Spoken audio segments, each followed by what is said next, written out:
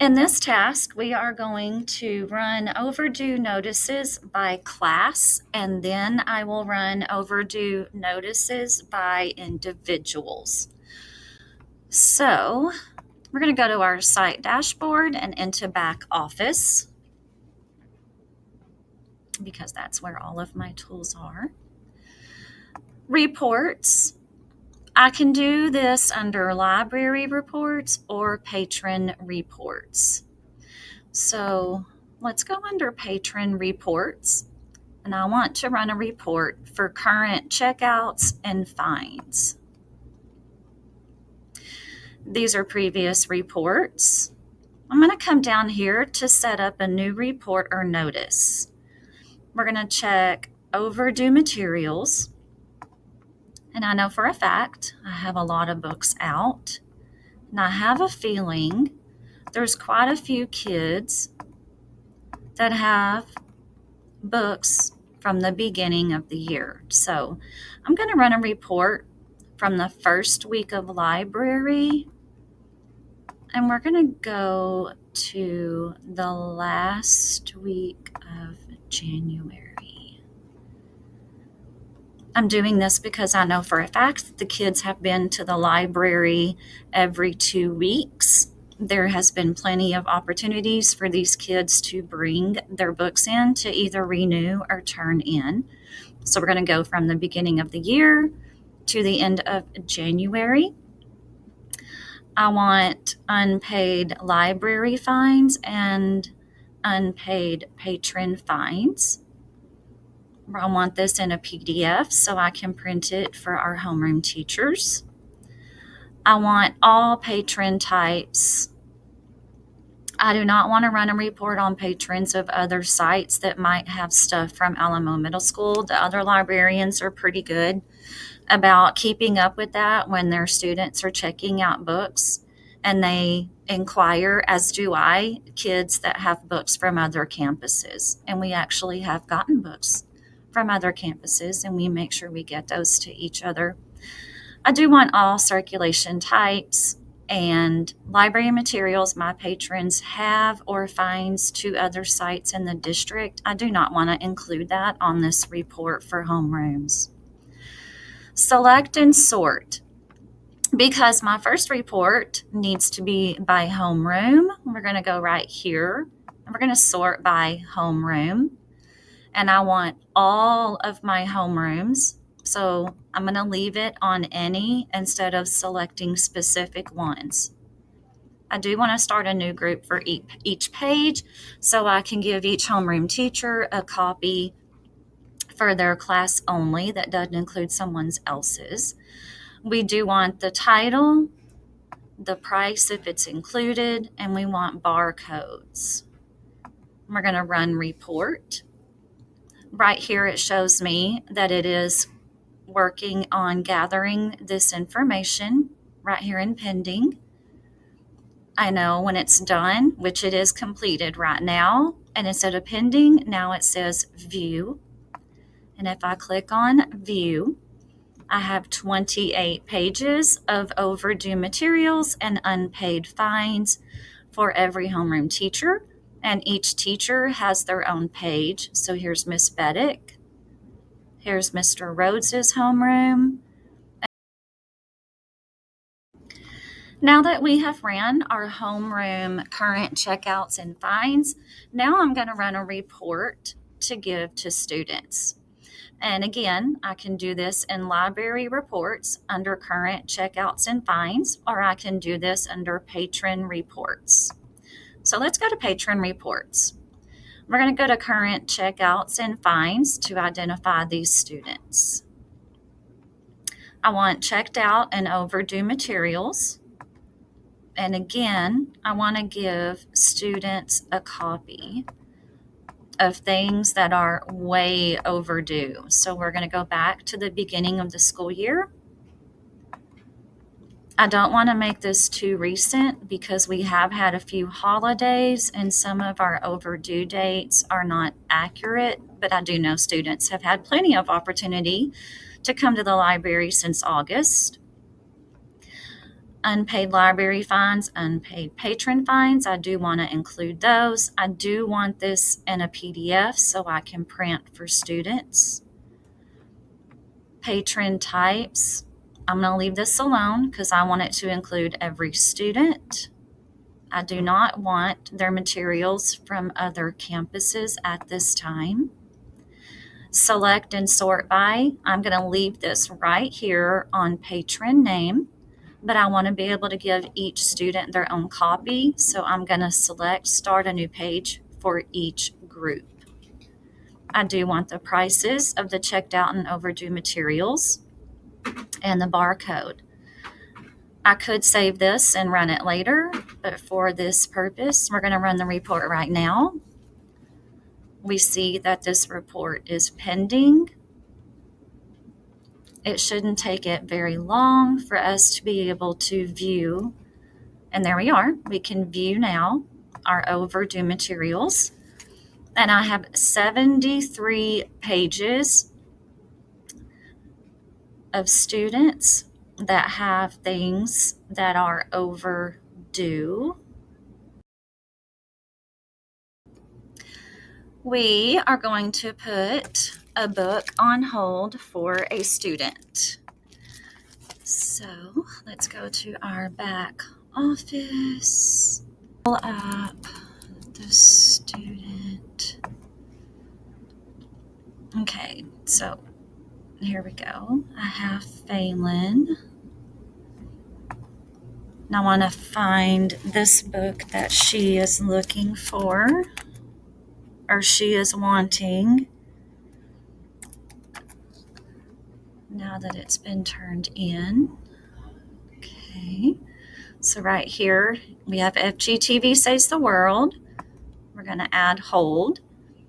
It's under Phelan's name right here, which is what I want. And I want to hold it and have her get it as soon as possible. So now we are going to save this. Copy is available and this hold will expire on the 10th. In this task, I'm going to add a title for a book that was donated. So we're going to go to the back office in Follett Destiny. I'm going to go to Catalog, add title, and I am adding this book, The One and Only Ivan, which was donated by a student, and I actually needed another copy, so this could not have been a better opportunity. There's 2 ISBNs, but I'm using the ISBN because this is the paperback edition.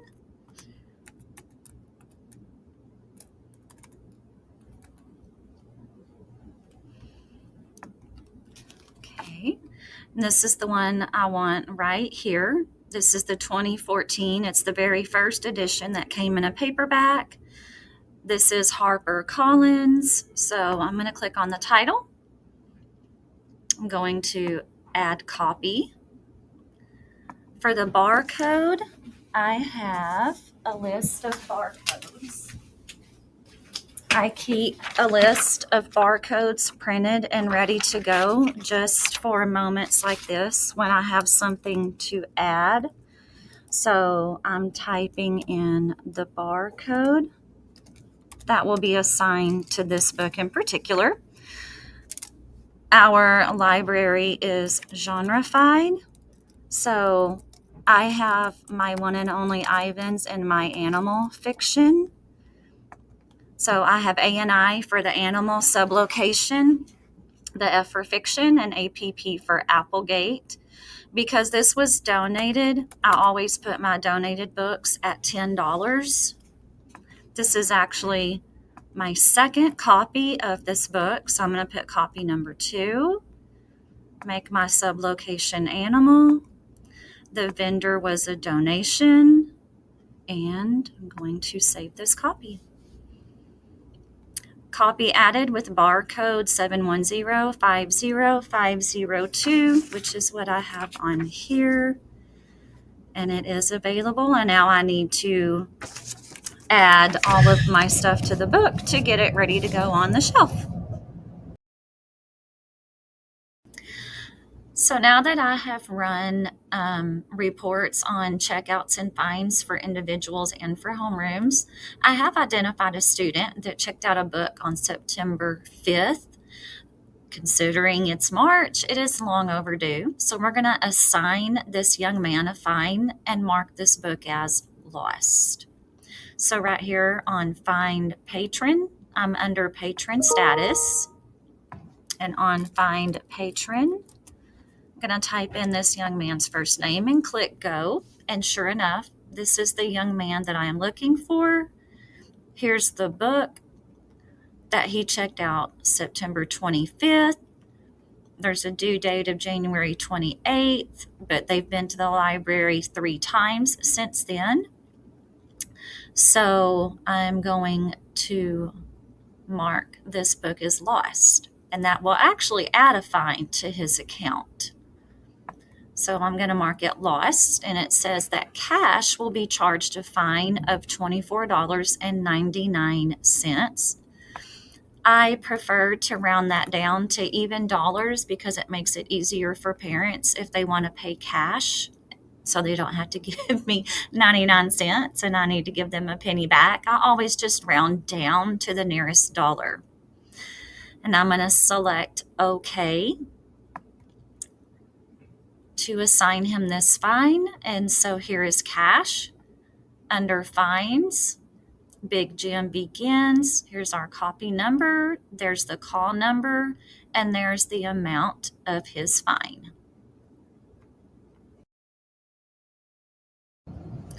I'm going to run a circulation report. So I'm right here in the back office of Follett Destiny. I'm going to go to reports, and I'm going to make sure I'm in library reports. I have several options of reports, and here's the circulation section. We have checked in materials, which I could run, but I haven't had a class visit me today, so I don't think that's worthy. I've already run checkouts and fines reports. So I'm going to come down here under statistics. And what I'm interested in is the titles that are not circulating in the library. So I'm going to go to top and bottom titles report.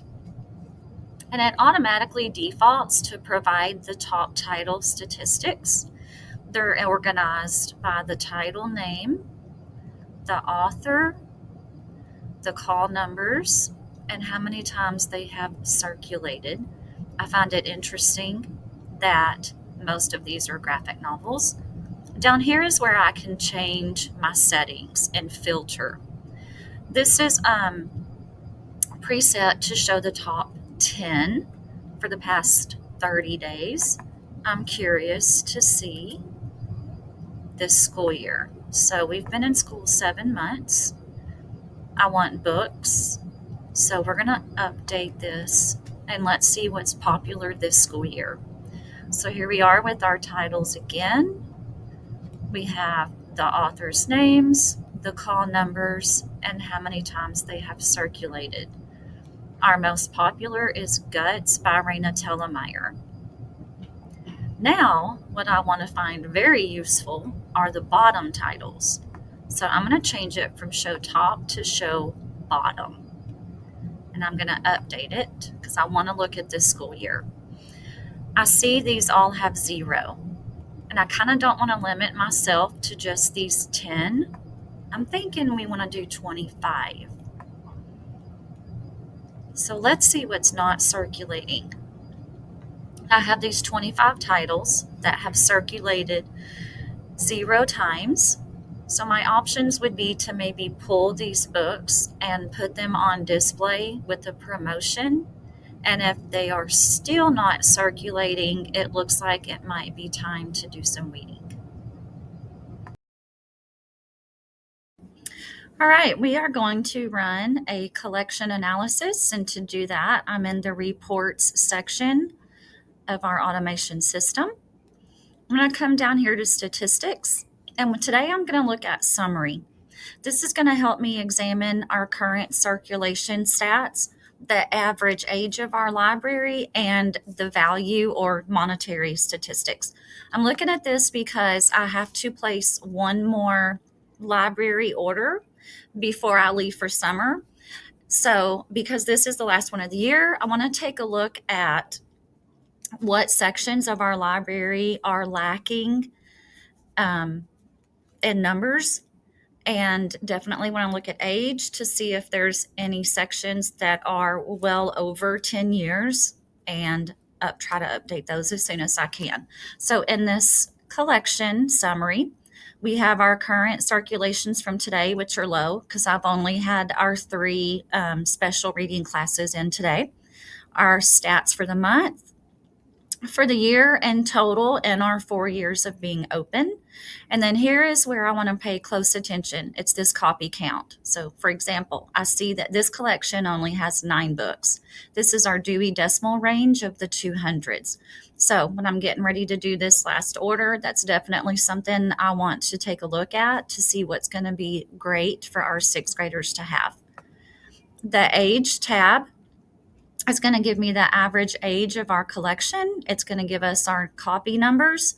For example, let's look at this 200s again. There's our 9 total, but the average age is 2020. So that's actually not too bad, but I definitely want to improve that count of 5. The average age is also something I want to pay close attention to. And this number right here sticks out, 26 years.